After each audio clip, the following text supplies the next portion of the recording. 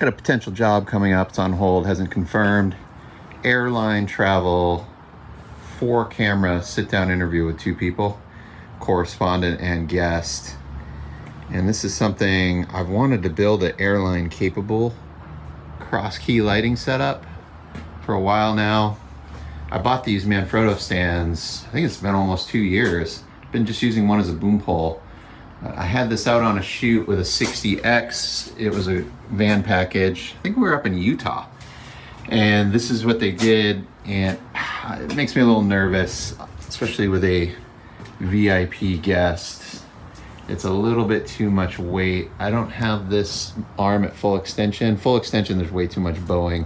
Got a little bit of bow there, but even the stand base has got a little flex to it. I don't know if you can see it on camera, but it is bowing that way. One sandbag, the counterweight feels good, and then I'm using, again, because this is travel, I'd hang a sandbag or a weight up here if it were a local job. I'm working off my van, but because I got to fly in with checked cases, I'll do the Menace Arm with the counterbalanced, what would you call that? A stay, guy wire, a shroud maybe? And then I'm going to use a water-filled sandbag. So, 2 things to consider here. I either upgrade to an impact stand, much heavier duty, or I buy a couple of LiteMats, and I'm leaning in the LiteMat direction. I like the idea of the Amaran F22X, which is a 2x2. If I do that from the pin, 1 foot down, 1 foot up, I have this stand at full height extension and seated. I'm afraid that box would be too low. I mean, I guess I could mount the baby pin vertically and come off from that point. I think that's still going to be too low of a drop. I have this over-rigged, and this stand again at full extension. I should put a chair in there for reference, and I've got the little step up here. But so at any rate, I think the F21 is a better buy. That's a 1x2. So if I top mount the pin 1 foot, we'll put it about there. Sorry, so that'd be 6 inches at the pin. So then I'm only dropping below the Menace Arm about, it looks like 4 inches.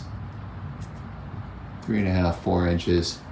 And then 2 feet of horizontal gets me, come on, paper. 2 feet of horizontal would be 1 foot overhanging the Menace Arm, so it gets me about there. I think a 1x2 F21X is the win. And then those things are so light, I don't think I need the heavier impact stand, which is also heavier weight to carry in a bag and check. So I think it's about the same spend for an F21 versus buy an impact stand so I can run these 60Xs. Overall, less weight in the air and less weight in the stand is a better solution all around. I also am going to order a couple of safety cables as well as some smaller hook rope ratchets. This hook's a little too big. It doesn't thread through the hole. Spending money feels like faster than it comes in at times. This is a second XLR to TA5 adapter for my Sanken lab mics. I only have 1 of these adapters, but I have 3 of the lavalier microphones, so I want to be able to hardwire 2 potentially. So adding this to the audio drawer.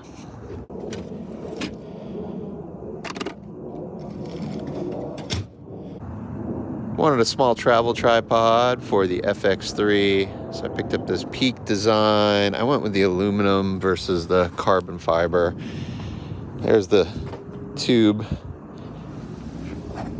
So that looks pretty good. I've been, as you've seen in some of my vlogs, running the FX3 and before at the Pocket 6K on a light stand, which weighs about the same as the tripod, so I'd rather have a proper tripod. It's got the ball head, popular for stills, but I think for video be just fine. Second angle lock off on interviews, and then maybe some B-roll running around, lock off shots with it. It's really my only intention. So all right, next equipment upgrade of the day. I have these 2 haphazardly installed 6-volt golf cart batteries. They're about 3.5 years old, maybe 3 years. Trying to remember now. I think I bought them in August of 2020. 20 amp hour, think they're group 26. Anyway, they're done. I let them run flat too many times. They don't hold a charge, and now they cannot keep my fridge running more than a couple hours, even in the now mild weather that we have. So I'm at the battery store. I'm gonna pull these out and replace it. Playing gaffer for 2 days, 15 minutes from my house in San Antonio. It's 42 degrees Fahrenheit. That's 5.5 C. I keep threatening to rebuild my stand rack in the van, and I just have not had time to do it, but I got to get the platform from my bunk elevated about 6 inches, and then I can stow C-stands with the heads and arms attached. But I've been happy with this little R2 rock and roller for transporting all of my stands, and then the second on-stage cart for camera or lighting. All right, I want to talk a bit about staying in your lane, your area of expertise. So when I get these calls for a van package and a gaffer, nowadays I refer them out to other people. I don't even try to like mark it up and run the job. I just directly pass them off. But when this call came in, I was nostalgia kicked in. My first time working for this company was back in 1999 as a camera op and an editor doing basically the same video we're doing here. This company makes insulin pumps for diabetics, among other things. And in 99, 2000, I shot this project with a bunch of professionals, diabetics, and how they could get through their careers and maintain their careers because they were on the pump. We had a commercial airline pilot, a professional golfer, and a surgeon. They've left me with an FS5. I don't know how to turn the thing on. There we go.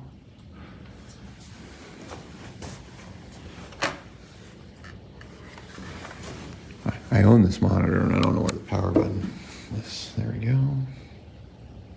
The evening before day one, I got a phone call to go up to Austin and cover breaking news for, initially it would have been 1 day. That turned into 2 days and potentially even spilled into the following week. So by not staying in my lane and just focusing on being an owner-operator, camera guy, taking this gaffer gig, it may have hit my bottom line by costing me a loss of like 2 to maybe even 6 times the income. So yeah, I should have passed this off to a gaffer. But with that said, super nice DP, great company. I know their history, and they were actually my first local job in San Antonio in 2020 when I moved here. So 2 days stuck in one conference room, 5 interviews per day, approximately. Day one was all patients. And we did 2 different looks, and they were supposed to look residential versus corporate. So we had to work with what we could find, use the little corner cabinet, corner of the room, the wall art, a few plants, the window. Okay, we've settled in for our first interview. Second camera's out shooting B-roll right now. Aperture 300, 105 as a key. 5-in-1 white as a little passive fill. Then I've got a 60X on a 16-inch softbox as a kicker backlight. We've got a Gemini at 6% just to bring up the ambient on the rear wall. You can see we've got some tchotchkes on the countertop. That hard shadow's out of frame. Little pool of sunlight. And that's a 60X at 3200 Kelvin. And I'm not sure where it's dimmed. It's spotted in. I think it's almost full spot to get that nice gradient, and then it's dimmed down to desired exposure. We're shooting on a zoom at an f4 kit zoom. I think I'm gonna run out to the truck and get my prime lens case so we can fuzz out the background a little bit more. Probably shoot a 2.8 or maybe even a 2. I'm doing the right thing here since I cringe when I see this on other DP's vlogs. I've done the right thing. Big leg bag on my C-stand. And then my boom stand's got a bag. I do have enough dirt for all my others, but they don't really need it. This is lightweight. It's a wide base with the wheels installed. It's not going anywhere. And then I have these 2 kit stands back here with the 60Xs, and the Gemini is also on a wide base. I'm indoors. There's no foot traffic back by my stuff. I'm gonna clean up the Stinger. This looks awful. Actually, I'm going to repatch to that cube cap down there, and I should clean up these coils. All right, little housekeeping. I got things staged in the corners. Corners we'll hopefully never see. Here's my grip package, various 5-in-1 reflectors, stingers, stand cart, sandbags on standby. My lighting cart staged. Tried to clean up coils. Any excess is coiled under the instrument, so if it needs to reposition, there's available line.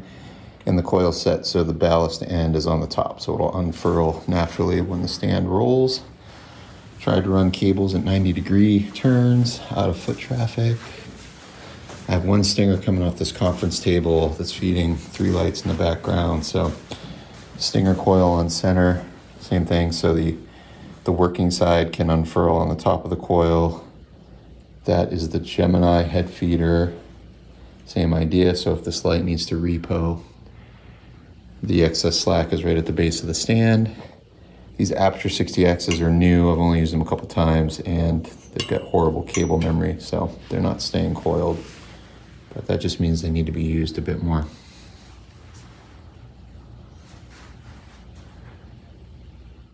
The first 12 years of my career full-time in media, I clocked a lot of days working as an electrician and a gaffer to fill in the cracks between all the camera work. And I did many years as like director, DP, editor for corporate stuff and smaller commercials. And in all the lulls with my primary focus, I'd go out and juice, work electric. I even gaffed several distributed features that were shot on 35 millimeter film in my like mid to late 20s.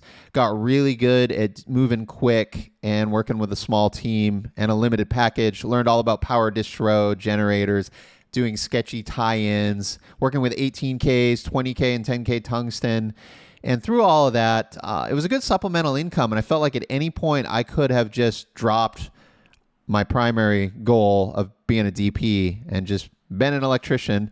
But fortunately, the inverse worked out, and I've been able to make it kind of doing what I originally desired to do. And I had a sit-down moment, kind of the stay-in-your-lane conversation with the regular gaffer, Chris Phoenix, who you've seen here in my vlog. He's based in Orange County, and he's been in it as many years as me. Actually, he's got a few more years on me. But he pulled me aside and said, you know what, Dave, it's time. I can see it. I hate to lose you, but it's time for you to stop working as an electric and gaffing, because I can feel it, and I hear other people talking in the business that it's holding you back a bit as trying to pursue and go next level as a DP. So that was a good talk with Chris, and I had a kind of an initial hit, not so much in income, but just more free time, because now I wasn't filling the calendar between DP roles. Back to our interview day. I know this is old news for y'all that work in lighting all the time, but this is the first time for me being the guy responsible for the app and controlling levels and A/Bing options while sitting in a chair holding my phone. Pretty amazing. Took me halfway through day one to figure out that I could actually label each instrument within the app. So we basically had a 300D and a 60X working as background accent lights, referred to as specials, and then a 60X in the 16-inch softbox for the backlight kicker light, and a 300D in the octagon-shaped box for key. In my previous vlog, working for an agency, I commented on it's been a while and the slower pace of an agency production over shooting live broadcast, news, and sports. I was having a little trouble like chilling out with all the extended downtime. Well, this was the same thing to another level of extreme. You know, the hustle, the few minutes of last looks, dialing in for the interview. And then I get to sit there for 30 minutes during the interview with nothing to do but stand by. Day 2, I'm running 10 minutes behind. I'm having flashbacks to California here, northwest side of San Antonio. All this congestion is because of the never-ending freeway expansion and home development. They build more houses, and then the roads can't handle the capacity, expand the roads, then build more houses, then expand the roads. Driving to pick up my DP at the hotel so he doesn't have to Uber. And then we've got like a 5-minute drive to location. More of the same today, just a different look. I pre-lit it last night, and we're gonna knock that out. And in theory, we have an early wrap today. I believe we break for lunch, and then we load out. Company employee interviews, same conference room, but now we can look corporate. So we took advantage of this existing wall art with the words. I just put a Gemini on the floor in RGB mode, blue, uplighting a gradient onto the glass wall arts, And then same lighting setup and ratio as our patient interviews, because I believe these are intercut. And then easy loadout. We actually finished just before lunch as scheduled. One person canceled and we got out actually a little bit earlier. Easy load-up was 10 degrees warmer Fahrenheit, whatever that translates to in C. T-shirt weather for me. So nice not packing the van in triple-digit Fahrenheit temperatures like we've had for like the last, gosh, feels like 7 months here in San Antonio. Got out at lunchtime, early rep, so we're going to do some van mods today. I put in this AC battery charger for my house battery bank, and then I've got the inverter. I'm going to add this DC to DC 40 amp charger to charge the house bank off the alternator, in addition to having shore power, but I need to rearrange some bits here to accommodate it. Now I'm putting all the things that run hot in the cab so they have exposure to the air conditioning when I'm on the road versus obviously being in the back where I don't have climate control. So I'm going to remove the inverter, slide it to the left, move this battery charger up, and then put this in place of the current AC charger. Okay, equipment installed, cold air intake on the door side, hot air exhaust towards the center. Next, I gotta get the terminal blocks in and sort out the wiring and fusing. All right, I ran out of tie downs for cables. I gotta run to the store. I only had 2, so I got that side fastened. DC to DC charger, inverter, AC charger, 2 terminal blocks. I didn't realize the van's parked on a hill, so I'm kind of like eyeballing things. I couldn't use a level, and this black terminal block's slightly out of level, but I'm gonna run to the store and get cable tie downs for all of this. I gotta do a little chafe protection right here on this hard edge. Haven't figured out what I'm gonna do there yet. Maybe like I'll get a piece of rubber trim, like door trim, door seal, kind of like this stuff. And fit it on there. Just gotta find that. Home Depot, maybe Auto Parts. And let's see, for fuses, so the inverter has a DC breaker. The AC to DC charger has inline fuses on the positive and the negative. The DC to DC charger has a charger on the, or a breaker, excuse me, on the engine battery side. I don't have a breaker on the output side of the charger, which goes to a terminal block on the other side, which ultimately feeds the battery. I assume this thing's internally breakered or fused. I need to read the manual. And if not, I'll put another external breaker or inline fuse. Shoot, I didn't really leave room for one. Anyway, I'll figure that out. I need to set this from lead acid to lithium, and I need to verify that this is set up for lithium as well. There's dip switches on the side. This new battery includes a battery management system internally that you can connect to over Bluetooth via the manufacturer's app. So first up, I'm testing out the DC to DC charger, which is rated for 40 amps. You can see I'm getting about 34.5 amps. This is with the engine idling, and I set the voltage to 14 peak voltage, but it'll go up as high as, I believe, 14.7. So maybe I'm not getting the full 40 amps just because I've got a little bit lower voltage. Figured I'd work my way up to the higher capacity. I believe this lithium battery can take that higher voltage. And then after I tested that out for a bit, I switch over and test out the 10 amp AC to DC charger, which looks like it'll take the battery from 50% to 100, and I think it was about 250 minutes. So certainly no problem parking in the driveway and topping off overnight. 10 amps is more than sufficient. And I tested out my fridge in eco mode. It's only pulling 4.5 amps. So the AC shore power connection 10 amp charger will be able to charge the battery and cover the load of the fridge at the same time. Looked at several different brand lithium batteries online. They're all the same form factor. I know there's only a few manufacturers that actually make the cells. And ultimately, I went with this X2 Power because the local retailer Batteries Plus had it in stock. And the bonus was, out of all the others, I don't think any of them had an internal battery monitor. That's it for this week. Thanks for watching.